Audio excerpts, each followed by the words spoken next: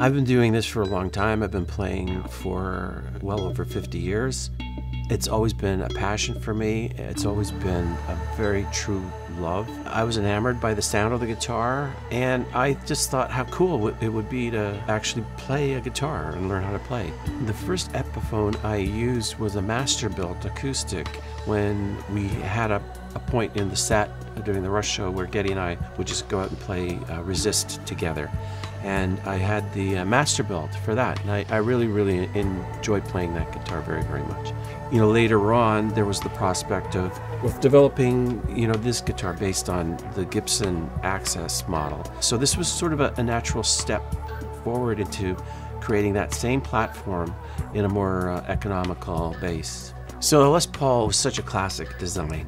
I got my first Les Paul in 1974. It was a deluxe, and I so desperately wanted it. And it was our shopping day. We just got our advance from our record deal. Not a big advance, but we went shopping. We all bought our stuff. You know, Neil got his drums, Geddy got an amp, another bass, and I got my amps, and I wanted a Les Paul. And I got the only Les Paul that they had there that day. And I hung on to that deluxe for a few months, and then I traded it in. I think it was in a music store in Atlanta, and I traded it for a standard that they had there, a used standard that was a few years old. And that guitar went on to be my main guitar on 2112, and I played that guitar for, you know, my whole career, really.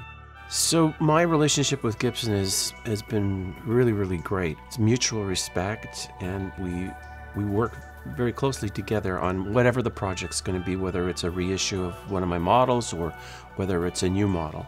We spent a great deal of time on the Les Paul. I think it was a couple of years in development before it was finally released. We discussed building the Epiphone model in the same way. I was, you know, very concerned about the quality and how that instrument was gonna stand up. They sent a prototype, and I loved it. It was everything that I wanted it to be, and it had all those things that I was concerned about. And then, of course, this Crimson is the newest model, and it's stunning. It's a really beautiful guitar, and it feels great to play, and it sounds great. So it's worked out wonderfully well. You got to plug it in and play it because it sounds great. I mean, this is a guitar for any level. It's a great entry-level guitar, but I mean, I use my Epiphone in the studio when I'm recording. It's a wonderful platform, and with all those features, it's very versatile. You know, you can create lots of different tones and sounds. So I would say a player at any level at this stage with the Epiphone and the quality that they are can make use of this guitar. Let's go through some of the specs that I chose for this guitar. We have a belly scarf and an access heel on the back of the body. This facilitates getting your hand up high on the neck when you want to comfortably play on these very tiny little frets up here. We have a lovely scarf, what we call a belly scarf, which is just an angled area on the back of the body, just to make it a little more comfortable against your body so you're not on the edge. Of the two original colors that I chose for the Gibson version of this guitar, one was Crimson. But for this guitar, I wanted something that was a little more vibrant, a little brighter in color, and we decided to go with this ruby red color on a beautifully quilted maple top. And it is stunning. I started using a vibrato arm in my playing style probably in the late 70s, and the problem I always had was I wanted it on a Les Paul, and it was tough to get it on a Les Paul. I like to use the vibrato arm a lot. It's part of my style as a player, and I just had to include it on this model. So for all of you that are interested in pickups, I chose the Ceramic Pro for the neck position in that traditional classic tone, and I chose the Pro Bucker 3 in the bridge position just to get that added little grit and power.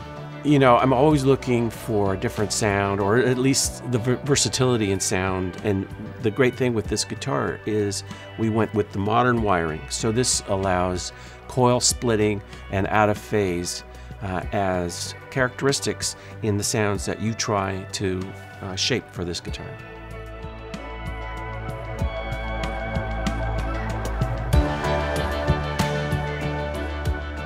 I love it.